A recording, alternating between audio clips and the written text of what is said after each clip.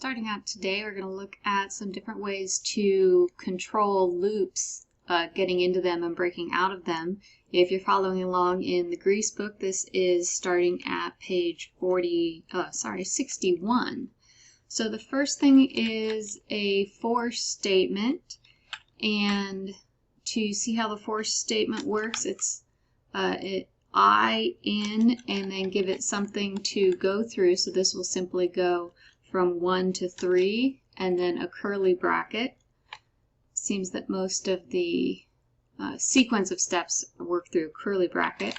And so cat will let us see what happens directly to the screen. So it'll print to the screen or put to the screen I, and then we'll do an end of line.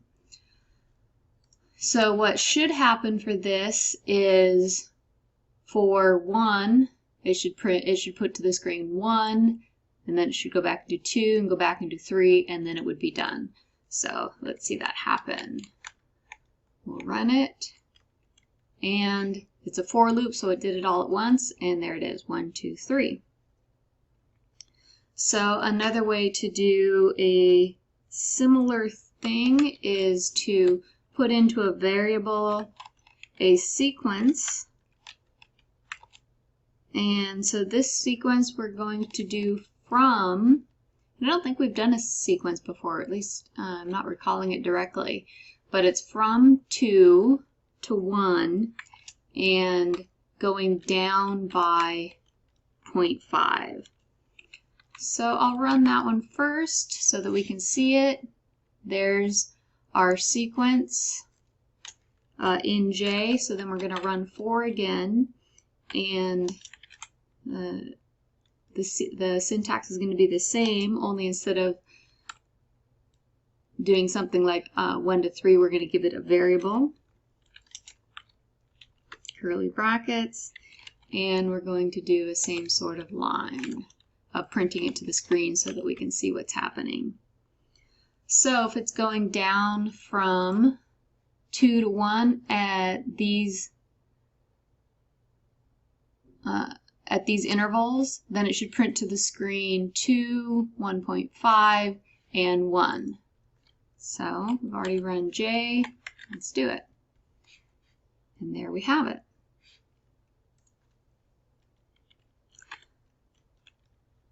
The next one we'll look at is an embedded for statement.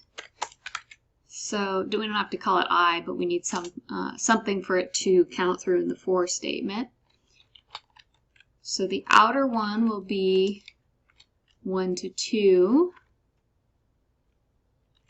And then the inner one, we're still going to use, we're going to give it a J. So we just have to give it another name in from 6 to 7. And we're going to have another curly bracket.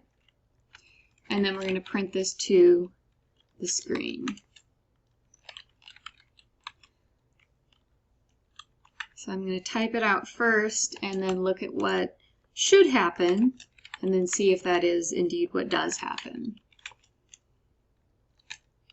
So I'm going to do a little bit of arithmetic in here.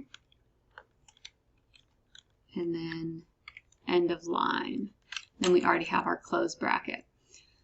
So if you want to figure out for yourself what it's going to do, then you can go ahead and pause it and decide what you think should be output to the screen. But it should start, I guess I should wait and see if you're going to, but I'll talk through it myself as well. So from the outer one, it should start with I is 1. So it's going to go in here, I is 1, drop into this loop, J is 6. So it should output 1 times 6 is 6, and then it'll stay in this loop. 1 times 7 is 7. Then it'll jump back out here and go to 2. And then J will start at 6 again. So it'll do 2 times 6, multiply it. And then it will increment to 7, 2 times 7, and they give us that. So let's run it. There we have 1 times 6 is, 1 times 7 is, 2 times 6, 2 times 7.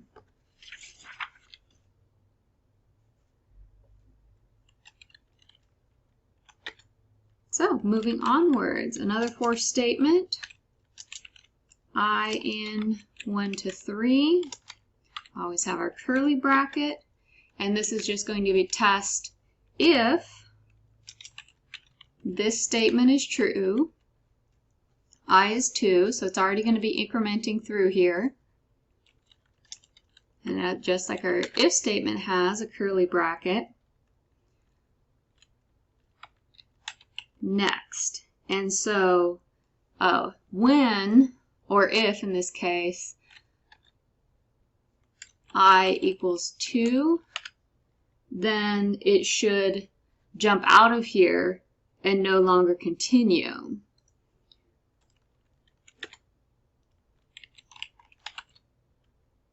So until it hits that 2, it should do, oops, this. So what should it print to the screen? Should print the 1. I'm trying to decide if it should print the 2. So if it equals 2, then it'll jump out of here.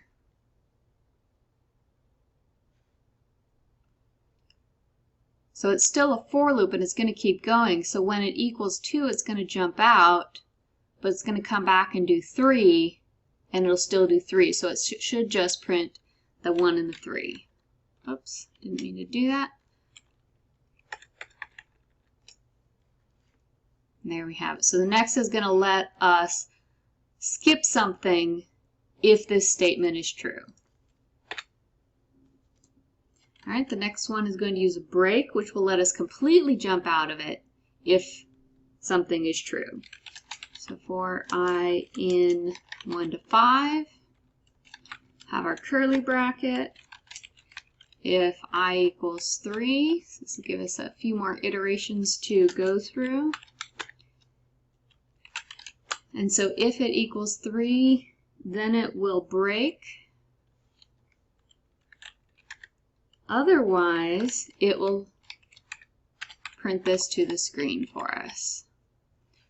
So we would expect this to do it for 1, go through print it, do it for 2, go through print it, and then it'll hit 3 and it'll break and jump out of the whole thing. So that's all it should do, 1 and 2.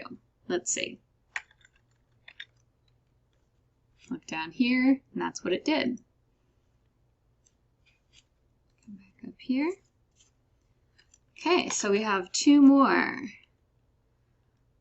This one lets us repeat, and if we repeat, it would probably get stuck in there unless we do something like break. So to do this, we're going to put 1 into I. We're not going to use a for statement. Instead, we're going to say repeat. Use a curly bracket. We're going to print, do whatever we would do inside there. In our case, we're going to print it, or use the cap to put it to the screen. And then we need something to change I, otherwise it would just keep repeating. So we'll say I plus 1, so it'll keep incrementing I. And then if I equals 3, then we'll break. So that will be what will stop us from repeating. So it's going to start off at 1, and it should repeat for 1 and 2, and then 3 it'll break. So just 1 and 2. Oops, so we'll run it. Look down here, 1 and 2. Okay, so this one is a little bit similar in that we start off telling I what it should be. It will be 1. And now we're going to say while, and then give I a condition. While it's less than 3, give it a curly bracket. then this is what it will do. Same thing we have been doing. Again, we're going to need to increment it ourselves since there's nothing else that's going to increment it. We'll add 1 in this case.